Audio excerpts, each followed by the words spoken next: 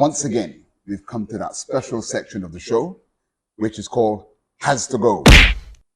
And we have a very, very unique episode today. We've called it the Super Siong HTG edition. What say you, NS Siong? I have so much on my mind today. Because this world is overpopulated. By Chinese people? No, I think now India has taken over as the most populated country in the world, right? So you can stop your Chinese thing. Okay, but in any case, I think there are some people that deserves to go. And we need to weed these people out. And today I have plenty to share. I was at this hawker center. And hawker centers can get very crowded at lunchtime or dinner time. With Chinese people? With Chinese people, okay, yes, I agree. And then when you're sitting at the table and you're eating, right, and then some people may be queuing to wait for their food, but they're just right beside your table. So I was eating the nasi lemak, and the nasi lemak has the green color rice, because they sometimes make it into like pandan color. Oh, right? okay. Yeah. So I was eating there, and then this auntie is queuing there with the uncle. And then it's fine that you want to talk about my food, but talk softly. They are standing beside me and say, hey, the auntie was telling uncle, say, wow, how come the rice green color one? Nice, no, got poison one, no. I say, who are you to be analyzing my food? No, right beside me. When you normally see, can we say plus size? It's okay, right? When you always see a plus size. So you're saying I'm fat, Yeah, you're fat. So whenever you see a plus size person eating food, normally you think the food is very tasty. No, if you think tasty, then you talk softly. Or you go elsewhere. Why do you have to stand beside me and then discuss my food as if I'm some animal in the zoo, like eating something, and then you're like discussing my behavior? Why am I eating this thing? Is it nice or not? Was she speaking English or was she speaking dialect? Dialect lah. Chinese dialect. So which dialect? Hokkien. Hokkien, right? So she was probably aware that you could understand, right? Yep, precisely. It's like almost like talking to let me hear, but as if they are talking to themselves, but talk so loud that I can hear. Why analyze my food? So would you prefer if they say the food tastes bad? No, don't analyze my food. Just let me eat my food in peace. You want to talk, you go further and talk among yourself. Don't analyze my food. In front of you? Yeah. Okay, so you think she's Singaporean? I think she's definitely Singaporean. So how come she doesn't know about green rice? I don't know. That's odd, right? But why is rice green color? The nasi lemak is green. I think some store they sell the green. They put color, right? Color maybe, or pandan. I don't know what is that. I don't think pandan will change the color, right? What is the green curry? And it's the green curry that's on the rice. I don't know, yeah. So but why she would not know what that is? That's odd. Why you have to discuss my food? Why? Yeah. No, why do you have to discuss my food right beside me? Why? Why can't you just shut up and wait for your food? Huh? You mean you cannot queue for your food without just keeping quiet for that few minutes? Why? You tell me. Why? Okay, I have gone to people. Because you talk so much. Tell me why. Okay, I've gone to people and asked them where they got the food. Looks very nice. What did they order? Like some food, right, is like a Chinese food. I know it's being ordered from a Chinese stall. I don't know the name of the dish, right? So I'll talk to people and ask them what's the name of the dish. Then I'll go and order that dish. That's fine because you're talking to that person directly. Yeah. And constructively, but the man's eating poison here. Yeah, but that auntie actually are like looking at some animals in the zoo, discussing what they are eating. Do you think it'll be time for you to go on a keto diet? I seriously don't give a shit about your keto diet. You would if you went on keto. Yeah. Maybe you can eat shit instead. It has to be a keto shit. Oh yeah. As long as it's low carb shit, I'm okay. Yeah. So all I'm saying is that any auntie who is queuing up for food and then analyze other people eating their food as if they are watching animals in the zoo, this auntie has to go. And I have another thing about food also. Hey, how come it keeps going all the time? I'm Chinese, what? Oh. Chinese privilege. Do you want to go? Okay, go. Yeah, you can change your race. You can change your race now. You see, it's called the NS Siong HTG special for a reason. So he has to keep going. Go.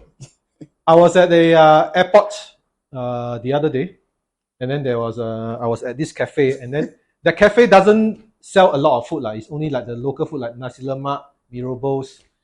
Why you always eat just nasi lemak only?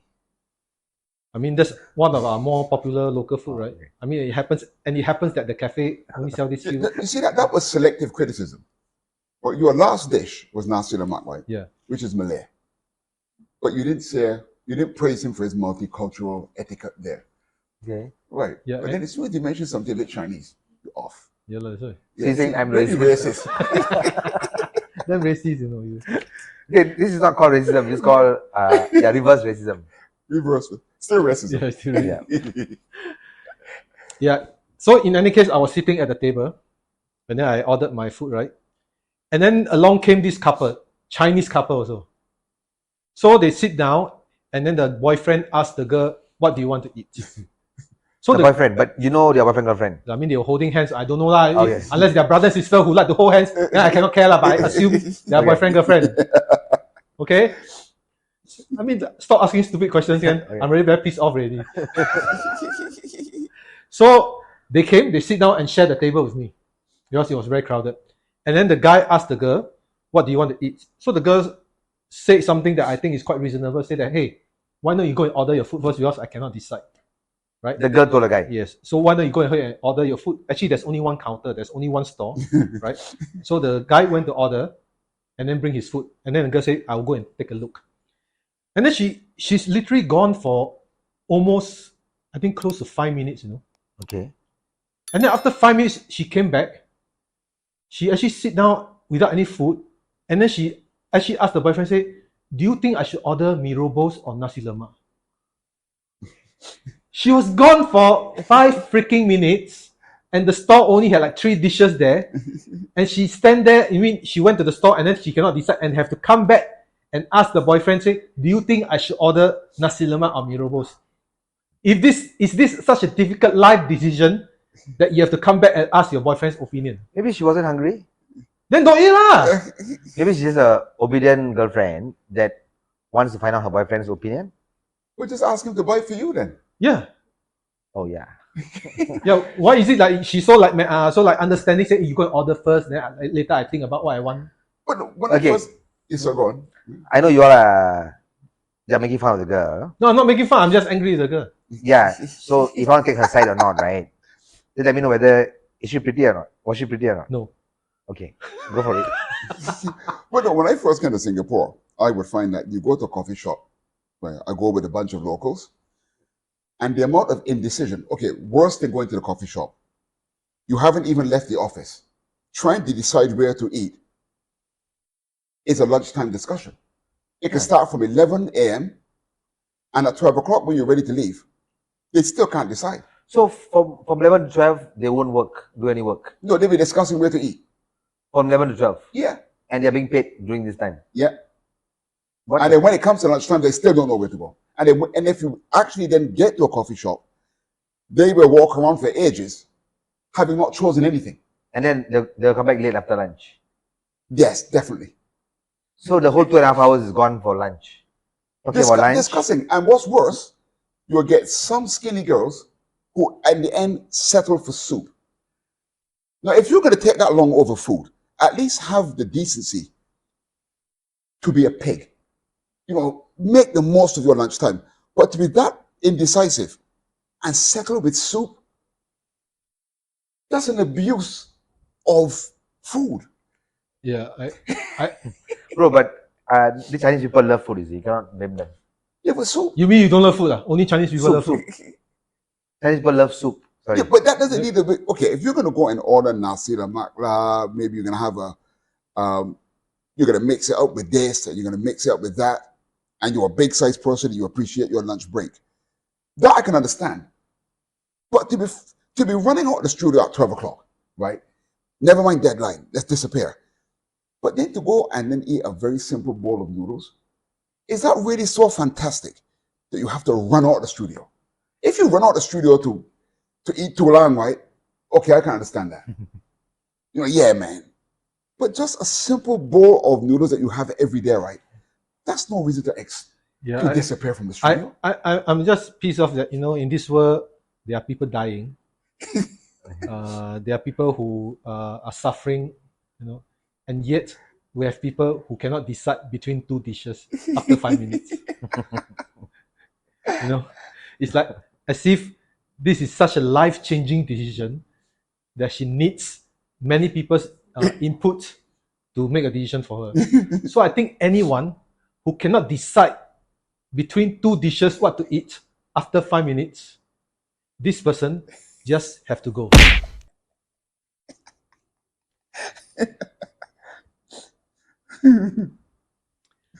Well, I'm no longer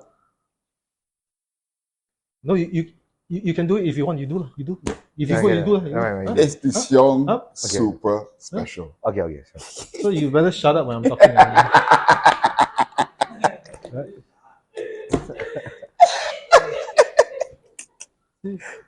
Young, super special, man. What is happening here? You're already very lucky to have a seat at my table. Okay? Actually, that's my table. Okay, sorry. You see how Chinese people like to appropriate other people's property, and so when I was still working in the corporate world, I meet a lot of big bosses or suppliers who try to sell me things, all this stuff, right? And then every time you try to negotiate with them, right? And then you want to buy something from them, you say, "Hey, Siong, this one really lowest price already. Actually, this order, your order, I never earn anything." Well, when I hear that, I get damn angry now. What do you mean you never earn anything? If you never earn anything, then might as well you don't do the business, right? Yeah. Where got and honestly, not that I want to talk about my own race, but it's really only Chinese businessmen who like to talk like that. Yeah. They always like to tell people, say, "Hey, actually, I never earn anything from this order, this business, actually, I never earn anything, No, okay. What they mean, right? Chinese people, they're actually very good at economics. Yeah. So when they say they never earn anything, they are taking into account their opportunity costs. You see? So when they say never earn anything, they're not earning more than what. After taking into account the Mercedes they can buy, all the the opportunity condo, costs. the bungalows. After they buy all these things, Never anything. they never earn anything. Yeah. Oh, you understand Chinese better than me. That's sound economics, man. Yeah, but I find, when I hear that, I get very agitated. It's like, don't tell me stupid lies. Obviously, you're earning something. That's why you're in this business, right? Just tell me the truth. Say maybe, at this price that you're selling me, it's not worth the effort to do this job, blah, blah, blah. Just don't tell me that you don't earn anything. Why got people do business, never earn anything one? You see, Sean, I think that's part of the beauty of Singapore. Where you have people here who say things like that.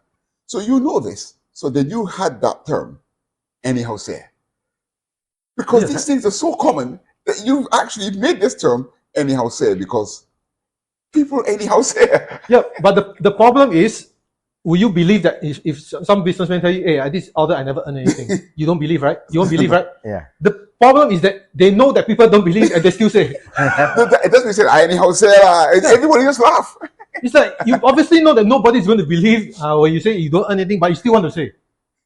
I think there's another way of saying this, that I don't earn anything. Yeah. They say things like, I know Alibaba. I know Alibaba. What's That means Alibaba? I'm not taking money from this. They have a term called Alibaba. I'm a Chinese, I never hear anything like Yeah, this. they talk like that. Is it? Yeah. Alibaba. Alibaba means Which country Chinese you talk to here? Singapore Chinese. Singapore Chinese, I never What does talk it like mean? that. I never- Alibaba means, to them, Alibaba means Never anyhow someone lah, who never take anyhow lah, take anyhow money. lah. Yeah, So they'll say, Okay, I've never heard that before. yeah, I know Alibaba. So, but in any case, these people has pissed me off, throughout my life. I'm glad that I hardly have to deal with these people anymore. But any businessman who still insists on telling people that they are not earning anything, despite driving Mercedes, stay in bungalow, buy big car, take first class, buy branded goods, and still never earn anything, this person has to go. Thanks so much for watching the Unfiltered podcast. Remember to hit that notification bell, subscribe, and most importantly, like, as that really helps our channel to grow. We'll see you again real soon.